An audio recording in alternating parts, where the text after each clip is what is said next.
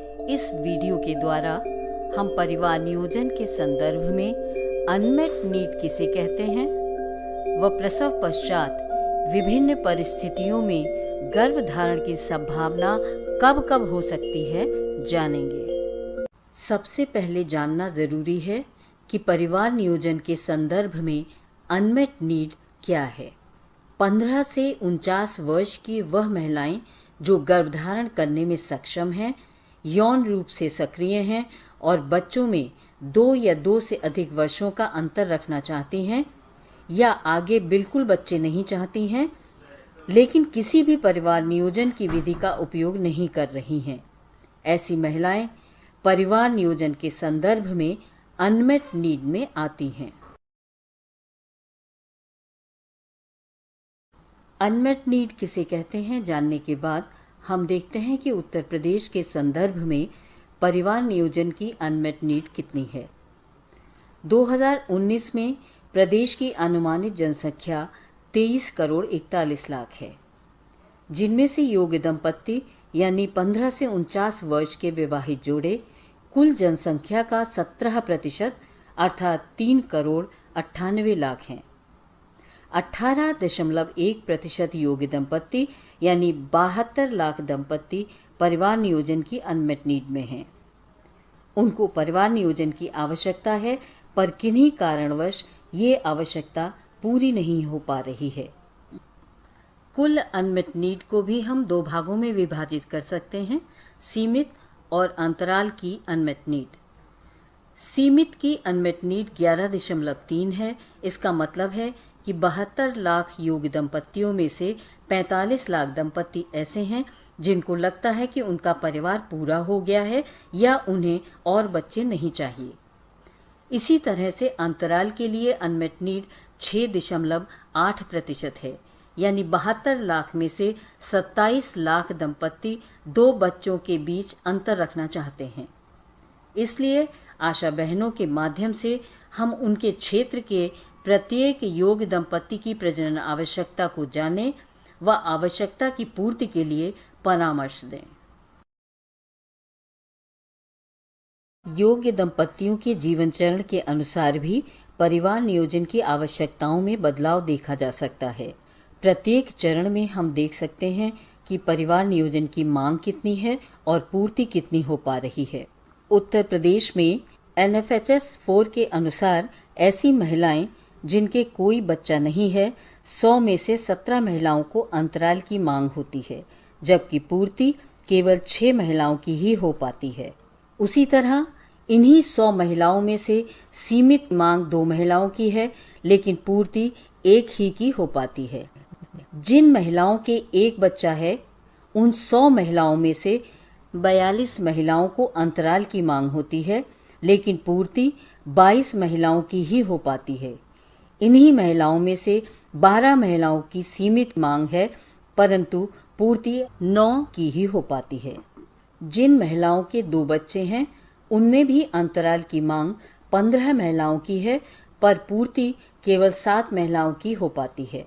इन्हीं महिलाओं में देखें तो 57 महिलाओं की सीमित मांग है, पर पूर्ति 43 महिलाओं की हो पाती है।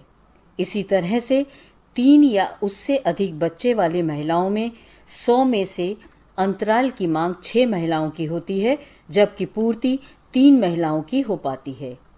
इन्हीं महिलाओं में सीमित मांग 68 है, पर पूर्ति 54 महिलाओं की हो जाती है।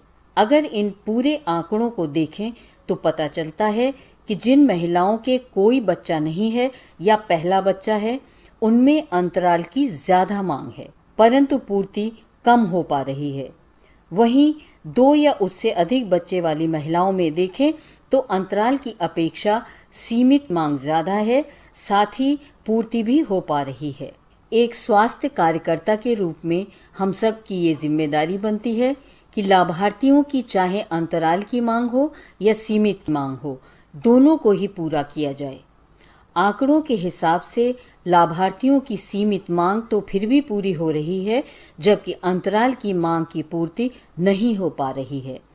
जिन महिलाओं के बच्चे नहीं हैं या जिनके 1 बच्चा है, उनको अंतराल की अधिक आवश्यकता होती है। ऐसी महिलाओं में अंतराल की अधिक मांग होती है और ऐसी महिलाओं में बार बार गर्भवती होने के खतरे के साथ साथ मां और बच्चे दोनों को मृत्यु का खतरा भी बढ़ जाता है। ध्यान रखें, परिवार सीमित करने की मांग अंतराल विधियों द्वारा भी पूरी की जा सकती है।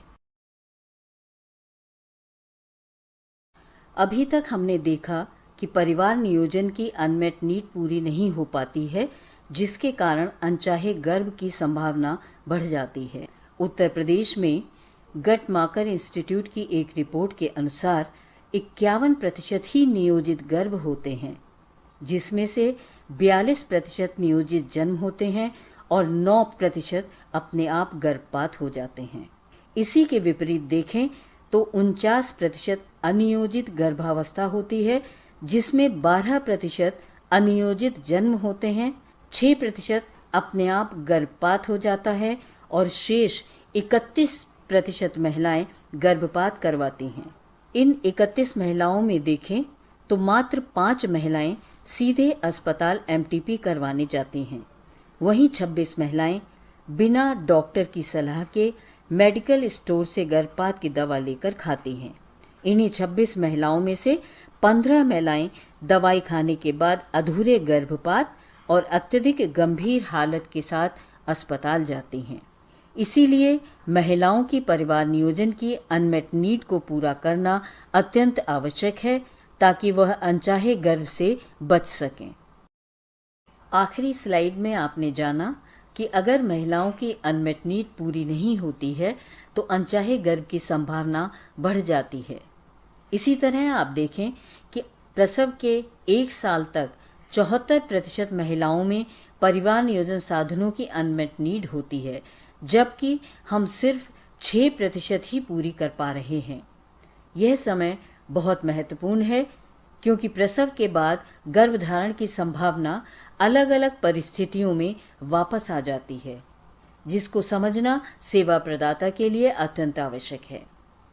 क्योंकि क्षेत्र में यह भ्रांति है कि महिला प्रसव के बाद जब तक स्तनपान कराती रहेगी और माहवारी वापस नहीं आएगी, वह गर्भवती नहीं होगी। तो आइए देखते हैं कि प्रसव के बाद विभिन्न परिस्थितियों में गर्भधारण की संभावना कब कब होती है। केवल स्तनपान कराने वाली महिलाएं 6 महीने तक सुरक्षित हैं, अगर वह लैम विधि की तीनों शर्तों का पालन करती हैं। आंशिक रूप से स्तनपान कराने वाली महिलाएं प्रसव के 6 हफ्ते तक ही सुरक्षित हैं। स्तनपान बिल्कुल न कराने वाली महिलाएं प्रसव के 4 हफ्ते बाद तक, और जिन महिलाओं का गर्भपात हुआ है वे गर्भपात के 11 दिन तक ही सुरक्षित हैं। इसलिए जरूरी है कि सेवा प्रदाता महिलाओं को एएनसी से ही परिवार नियोजन के लिए परामर्श करें, ताकि महिला प्रसव के बाद अपनी पसंद का कोई गर्भ निरोधक साधन चुन सके।